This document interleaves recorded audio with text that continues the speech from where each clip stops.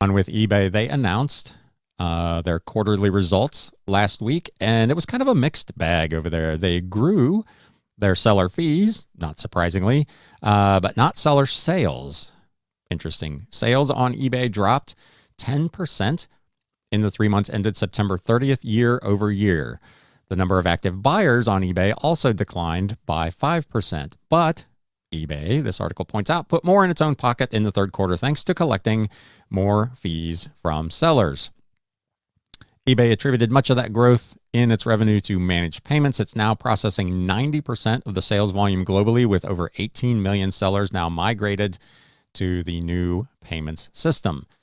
E-commerce Bytes had run an article, which I do not have a link for today, but they noted that when shipping costs rise, eBay makes more money because they charge you a final value fee also on the shipping costs. So you are paying more in fees to eBay, in addition to paying more to the post office this holiday season for the surcharge on shipping. So you're getting squeezed all around, and eBay is making essentially free money on rate increases elsewhere. So good business model. Good business model. They do not break down incrementally how that shakes out for them in terms of profit, what they make additionally on these surcharges. I wouldn't either. eBay also said that they took more fees from sellers who advertise, growing promoted listings ad revenue by 12% in the quarter. They say, this article says that in a simplistic take, that means in aggregate, eBay sellers paid 12% more in advertising fees for 10% fewer sales. And I suppose if you looked at the big picture, that would be true. I think for any individual seller, that probably would not necessarily be the case. You, as an individual, you may have paid a little more in fees, but you likely also sold more. The ones who may have been impacted by the drop in sales were the ones who did not take advantage of promoted listings. Steve, Resale Dojo, I think just did a video last week. If you want to check that out, check out his channel.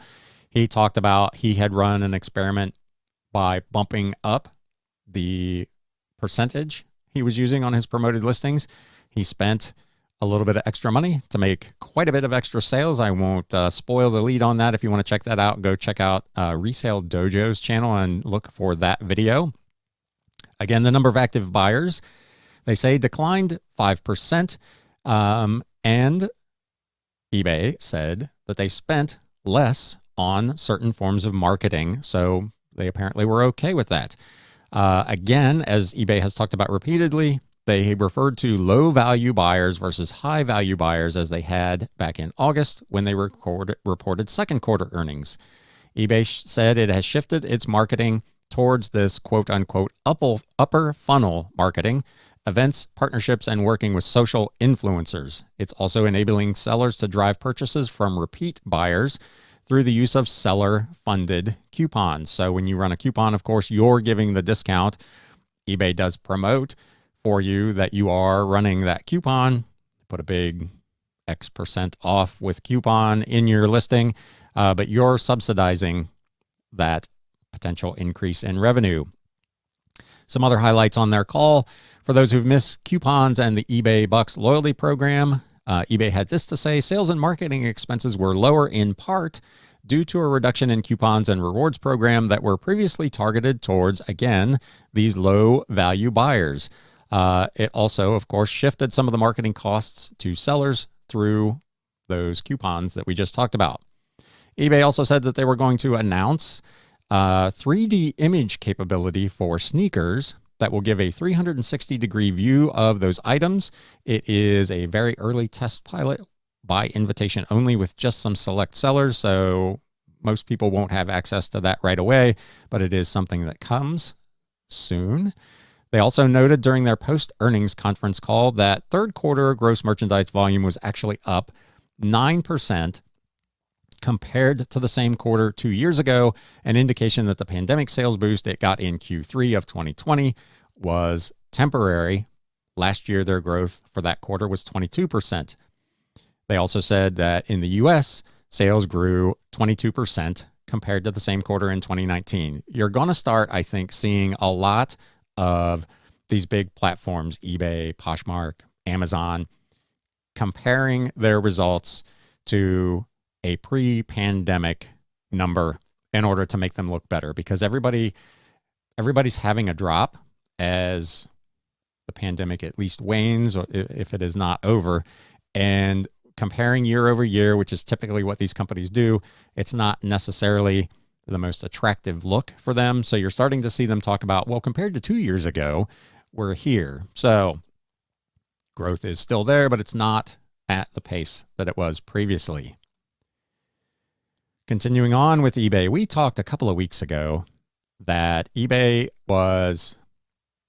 U.S. Post Office, rather, was suspending operations. They were not shipping items to some specific countries. The two biggest ones were Australia and New Zealand, but that eBay was continuing to ship through both their global shipping program and their international shipping service to those countries.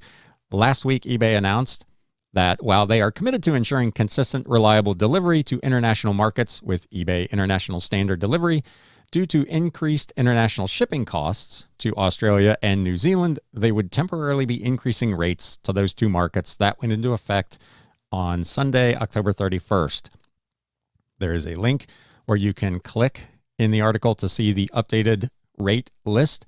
They say that while this increase is temporary, it will remain in effect until further notice. USPS, for their part, continues to add countries to the list of places they are not currently delivering to because of the pandemic and related details with that. So be sure to check on that. If you are part of the eBay International Standard or Global Shipping programs, you're not affected by the stoppages, but you